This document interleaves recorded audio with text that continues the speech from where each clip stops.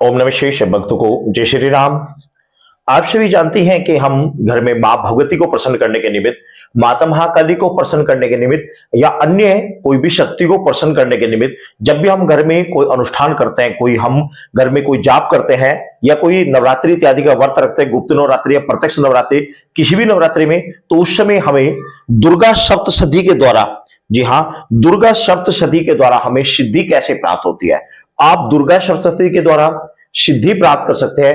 किस तरीके से प्राप्त कर सकते हैं, ये मैं आज आपको पूरा डिटेल से बता रहा हूं, सही विधान बता रहा हूं। जिस तरीके से पढ़ा जाता है, जिस तरीके से हम अपने धाम पर पढ़ते हैं, वही तरीका मैं आपको बता रहा हूं। किस तरीके से पढ़ा जाता है, क्या हम किस तरीके से हम पढ़ते हैं, बाकी सबका अलग अलग विधान है। मैं किसी को बुरा नहीं कह रहा हूं, सबका अपना अपना मत है, लेकिन जिस तरीके से हम पढ़ते हैं वो मैं आपको बता रहा हूं और हमें इससे लाभ हुआ है वो मैं आपको बता रहा हूं।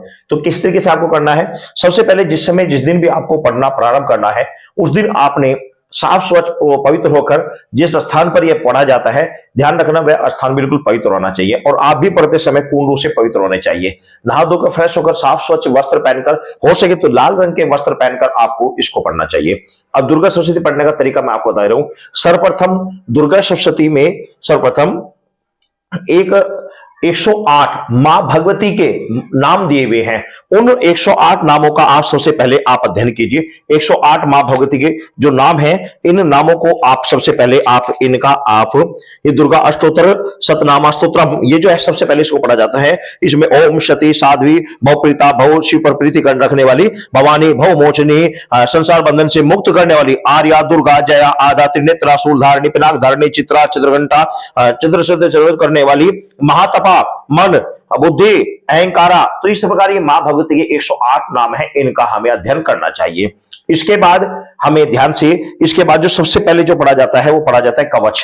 इसके बाद सबसे पहले हमें कवच पढ़ना चाहिए। कवच पूरा पढ़ा जाता है, फिर पढ़ा जाता है अर्गला स्तोत्र, फिर पढ़ा जाता है कीलन स्तोत्र। ये आपका प्रथम दिन का प्रारंभ होता है, ठीक है ना। ये चीजें प्रतिदिन पढ़नी है ध्यान से। मां भगवती के 108 नाम, कवच, अर्गला स्तोत्र और कीलन, और साथ में समा प्रार्थना, ये 5 चीजें प्रतिदिन पढ़नी ही पढ़नी है। प्रतिदिन ये तो पढ़ी जाएंगे। अब उसके बाद आता है प्रथम अध्याय, द्वितीय अध्याय, तृतीय अध्याय, इस प्रकार 13 अध्याय हैं। तो आपने क्या करना, प्रथम अध्याय अगर आपको दुर्गा सप्तशती ज्यादा समय में पढ़नी है तो आप ये पहले आपने 108 मां भगवती के नाम आपने लिए, मां भगवती के नाम का उच्चारण किया, ध्यान किया, मां भगवती के 108 नामों का माता के सामने गुणगान किया, उनका नाम का स्मरण किया। उसके बाद में कवच करा, अर्गला स्तोत्र किया, कीलन स्तोत्र किया। उसके बाद में अध्याय आप 1 अध्याय करें, 2 अध्याय करें, 3 अध्याय करें, जितना आपका सामर्थ्य है। चाहे सारी की सारी आप एक दिन में पढ़ सकते हैं दुर्गा सप्तशती। तो इस तरीके से आप जितने भी अध्याय आपके पढ़ने की इच्छा है, 1 2 3 4 5 जितने भी इच्छा है, एक पढ़ना तो एक पढ़ सकते हैं। उसके बाद में समा प्रार्थना आप मां भगवती से करेंगे। तो इस तरीके से करेंगे।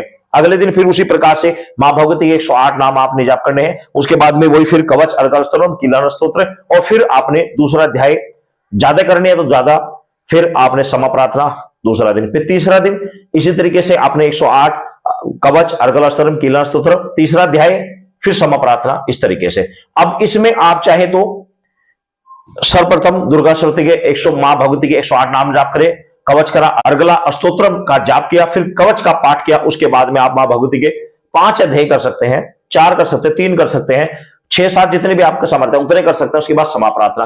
अगले दिन जहां तक अध्याय करे थे, अगले दिन उससे आगे के होंगे, लेकिन ये चीज प्रतिदिन होगी। 108 नाम, कवच, अर्गला स्तोत्र और कीलन स्तोत्र और समा प्रार्थना, ये प्रतिदिन 5 चीजें तो प्रतिदिन करनी है। अध्याय को आप अपने हिसाब से डिवाइड करके, आप अपने हिसाब से समय के अनुसार और सामर्थ्य के अनुसार, अपनी भावना के अनुसार आप पाठ कर सकते हैं। तो ये दुर्गा सप्तशती का पूर्ण करने का विधान होता है। इस तरीके से दुर्गा सप्तशती का अध्ययन किया जाता है और मां भगवती की अनुकंपा होती है। सब भक्तों को जय श्री राम।